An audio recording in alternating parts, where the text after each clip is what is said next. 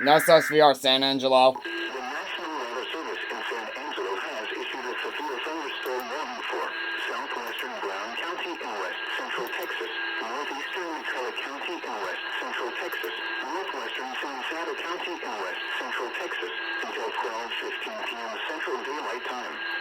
At 11:30 a.m. Central Daylight Time, a severe thunderstorm was located near Lund, or 9 miles north of Brady, moving northeast at 35 miles an hour. Hazard, half-dollar size hail. Source, radar indicated. Impact, damage to vehicles is expected. This severe thunderstorm will be near, placid around 11:45 a.m. Central Daylight Time. Mercury around 11:55 a.m. Central Daylight Time. Wind chill around noon Central Daylight Time. Elm Grove around 12:05 p.m. Central Daylight Time.